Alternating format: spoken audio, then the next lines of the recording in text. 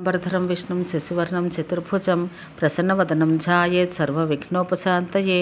క్రీస్తు పూర్వం 2వ శతాబ్ది నుండి 1వ శతాబ్ది వరకు జీవించిన తమిళ పండితుల నక్కీరర్, క్రీస్తు పిదప 125 నుంచి 225 వరకు జీవించిన కపిలర్, పరనార్ మొదలైన వారు కూడా అన్నామలేశ్వర దేవాలయం గురించి తమ రచనల్లో ప్రస్తావించి ఉన్నారు.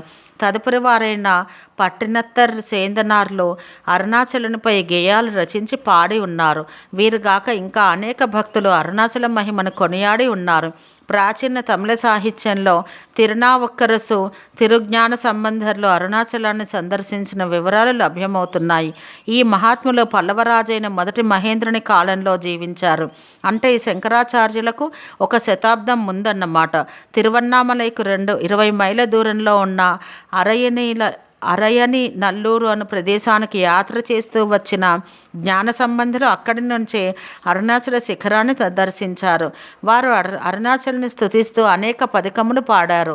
అరుణాచలంను తేజోలింగమని కీర్తించారు. సేక్యులర్ స్వామి రాసిన పెరియ పురాణం అనే గ్రంథంలో జ్ఞాన సంబంధుల కథా వివరాలున్నాయి. తిరునావుక్కరసు కూడా అరుణాచలం కొండపైకెక్కి తదుపరి ఆత్మజ్ఞానం పొందిన విషయం కూడా పెరియ పురాణంలో ఉటంకించబడింది. వీరు 9వ శతాబ్దంలో జీవించారు. సుందరమూర్తి స్వామి తిరుత్తోగై అను తమ కావ్యంలో అరుణాచల స్థుతి గావించారు. మాణిక్యవాచకులు అనే మహాభక్తులు అరుణాచలేశ్వరుని మహిమను అనేక రీతిలో కొనియాడారు. వీరు అరుణగిరి పడమటి చర్యల్లో కొంతకాలం నివసించారని చెప్పుకుంటారు.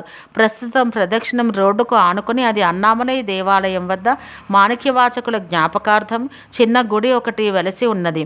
13వ శతాబ్ది మధ్యంలో మహారాష్ట్ర భక్తుల్లో ముఖ్యులైన జ్ఞానదేవుల తండ్రి సిద్ధోజీ పంతు యాత్రార్థం తిరువన్నామలైకు వచ్చారని చరిత్ర చెబుతున్నది.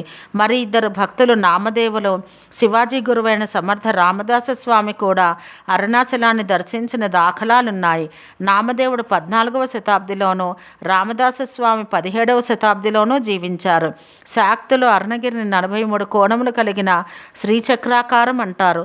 కొందరు అరుణగిరి శ్రీచక్రపు పైభాగమైన మేరు ప్రస్తారం ఆకారమని చెబుతారు. శంకర్లు రచించిన ఒకే ఒక అష్టకంలో అరుణగిరిని మేరువు అన్నారు. హిమాలయాలలోనూ అరుణగిరిలోనూ కూడా సిద్ధపురుషులు ఉన్నారని శంకర్లు వాకున్నారు. శంకర్లు అరుణాచలానికి యాత్ర చేసి ఉండవచ్చును. కొంతకాలం కింద నమశివాయ అను పేరు గల శివభక్తులకు అరుణాచలం మీద ఉన్న ఒక గుహలో నివసించారు. ఆయనకు నమశివాయ అని ఒక శిష్యుడు ఉండేవాడు. ఆయనకు అష్టసిద్ధులు ఉండేవి. శిష్యుని సిద్ధుల విషయం తెలిసిన గురువు శిష్యునితో చిదంబరం వెళ్ళి అక్కడ మానవ సేవ చేస్తూ ఆధ్యాత్మ ప్రబోధం గావించమని చెప్పారు. ఆనాటి నుండి శిష్యునికి గురు నమశివాయ అనే పేరు ప్రసిద్ధమైంది. గురు నమశివాయ తమిళంలో అరుణాచలునిపై అనేక గీతములు పాడి ఉన్నారు. వాటిలో అన్నామలై వెన్ప అనేది చాలా ప్రసిద్ధమైనది. గురు శిష్యులు 2 తిరువన్నామలైలో ఎన్నో శైవ మఠాలు స్థాపించారు. అవన్నీ వీరశైవ మఠాలనే పేరుతో ఇప్పటికీ ఉన్నవి. నమశివాయ కన్నడ దేశం నుండి 13వ శతాబ్దంలో వచ్చి అరుణాచలం మీద ఉన్న ఒక గుహలో నివాసం ఉన్నారు. ఆ గుహ ములైపాల్ తీర్థానికి దగ్గరగా ఉన్నది.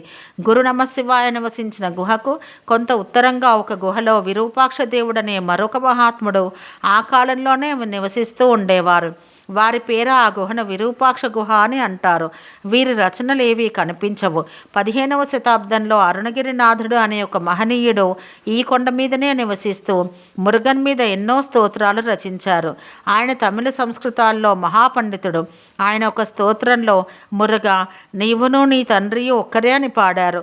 ఇట్లు పాడగలిగిన వారు పరతత్వపు ఏకతను దర్శించిన వారే అనుకోవాలి. వారి తల్లి చిన్నతనంలోనే మరణిస్తూ అక్కగారైన ఆదికి వీరిని అప్పగించినందువల్ల ఆమెయే వీరిని పెంచింది. అరుణగిరినాథుడు సుఖలాలసుడై స్త్రీలోలుడై పెరుగుతూ ఉండగా ఒకసారి అక్కగారి చేత గట్టిగా చీవాట్లు పెట్టబడి హఠాత్తుగా తన తప్పు తెలుసుకుని వైరాగ్యం పొంది ఈ తుచ్చ జీవితంపై విరక్తి కలిగి ఆత్మహత్యా ప్రయత్నం చేయబోని అరుణాచలేశ్వర దేవాలయ గోపురం పైకెక్కి కిందకు దూకుతుండగా సుబ్రహ్మణ్యులు ప్రత్యక్షమై వారిని పట్టుకొన్నారు. దానితో అరుణగిరినాథుల అజ్ఞానాంధకారం తొలగిపోయి వారు జ్ఞానవంతులైనారు. వీరు విజయనగరం నేలిన ప్రౌఢదేవరాయల సమకాలికులు.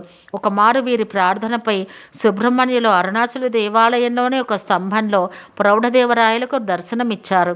రాయలు ఆ స్తంభం చుట్టూ ఒక ఆలయం నిర్మింపజేశాడు. దీన్ని కంబత్తిలయనారు దేవాలయం అని పిలుస్తారు. ఇది అరుణాచల దేవాలయపు తూర్పు గోపురం దాటగానే ఎడమ పక్కన ఉన్నది. అరుణాచలంలో నివసించి ప్రసిద్ధి పొందిన వారిలో కొండప్ప దేశికులు ఒకరు.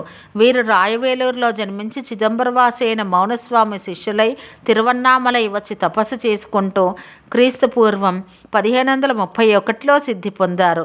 వీరి సమాధి ఈశాన్య మఠంలో ఉంది. షణ్ముఖ యోగిని, అమ్మని అమ్మాల్ అనే ఇద్దరు యోగినులు కూడా అరుణాచలంలో సుప్రసిద్ధులు. అమ్మని అమ్మాల్ 17వ శతాబ్ది మొదట్లో జీవించింది. అరుణాచలేశ్వర దేవాలయపు ఉత్తర గోపురాన్ని నిర్మింపజేసింది ఈమెయే.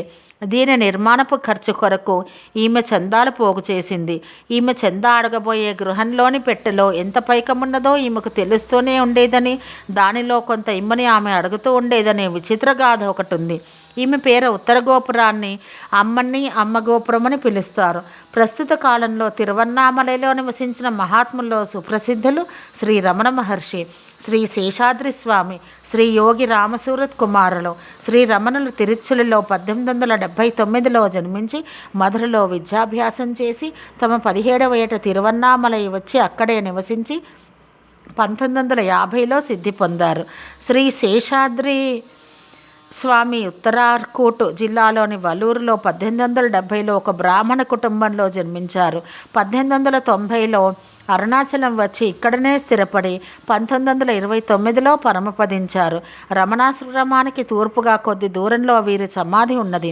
దాని చుట్టూ వారి ఆశ్రమం వెలిసింది. శ్రీ యోగి రామ సూరత్ కుమార్ 1918లో డిసెంబర్ 1వ తేదీన కాశీ వద్ద ఒక గ్రామంలో జన్మించారు. వీరు దక్షిణాదికి వచ్చి శ్రీ అరవింద యోగులను, రమణులను దర్శించి కాజంగాడులోని పప్పా రామదాసు శిష్యులై తిరిగి తిరువన్నామలైకి వచ్చి అక్కడే స్థిరపడి 2001 ఫిబ్రవరి 20వ తేదీన శివరాత్రి నాడు పరమపదించారు. రమణాశ్రమానికి దక్షిణ దిక్కులో వీరి ఆశ్రమం ఉంది. అక్కడే యోగి సమాధి అయినారు. ఈ అరుణాచలం పరమేశ్వరుని జ్యోతిర్లింగ స్వరూపమే కావడం వలన దీన్ని చుట్టూ ప్రదక్షిణం చేయడం సాక్షాత్తు శివునికి ప్రదక్షిణమే అని భక్తుల విశ్వాసం. శ్రీ రమణులు దీని ప్రాముఖ్యాన్ని పదే పదే ఉద్ఘోషించి ఉన్నారు. పాదాచారులై శివస్మరణ గావిస్తూ తల మీద ఆచ్ఛాదన లేకుండా ప్రదక్షిణ చేసేవారికి మహాపుణ్యం సిద్ధిస్తుందని మహాత్ముల వచనం. అందుచేత నిత్యము అన్ని వేళలా ఎంతోమంది గిరి ప్రదక్షిణం చేస్తూ ఉంటారు. గిరిపైన గల మహోషధి ప్రభావం వల్ల శరీరానికి, శివస్మరణ వల్ల మనస్సుకు, శివానుగ్రహం వల్ల ఆధ్యాత్మిక జీవనానికి స్వస్థత చేకూరుతుంది. కొండ చుట్టూ శుభ్రమైన బాట ఉంది. కొండకు అష్టదిక్కుల్లోనూ అష్టదిక్పాలకులు పూజించిన లింగములకు ఆలయాలున్నాయి. ఆలయాల వద్దనే గాక కొండ చుట్టూ ఎన్నో కొలనులు, చెరువులు ఉండి కొండ మీద నుండి వచ్చే సెలయేర్లతో నిండిపోతాయి. కొండకు పడమటి భాగంలో అది అన్నామలేశ్వర ఆలయం ఉన్నది. అక్కడ బ్రహ్మ అరుణాచలేశ్వరిని పూజించాడని అంటారు. కొండ చుట్టూ అనేక మండపాలున్నాయి. అగ్నితీర్థ మండపం భల్లాల రాజు కట్టించినది. పాలితీర్థ మండపం వేనవడయన్ అనే రాజు కట్టించినది. వీటిని నిస్సంకమల్ల తీర్థం మండపం అని కూడా అంటారు. యమలింగ మండప తటాకములు ఒక చోళ మహారాజ నిర్మితాలు. ఉన్నామలై తీర్థము, గౌతమ మండపము, మాణిక్యవాచక మండపం, వేటపాలెం రాజమండపం, ఎలత్తు మండపం, పచ్చయమ్మ కోవెల, దుర్గమ్మ కోవెల అందగల ఖడ్గతీర్థం కొండను చుట్టి వచ్చి వారిని సేద తీర్చి ఆదరిస్తాయి. అరుణాచలంలో మహాప్రసిద్ధమైన ఉత్సవాలు కార్తీక దీపోత్సవం, తిరువూడల ఉత్సవాలు. ఈ రెండు తర్వాత అరుణాచలేశ్వరుడు సతీ సమేతుడై గిరి ప్రదక్షిణ చేసి వస్తాడు. ఓం శాంతి శాంతి శాంతి.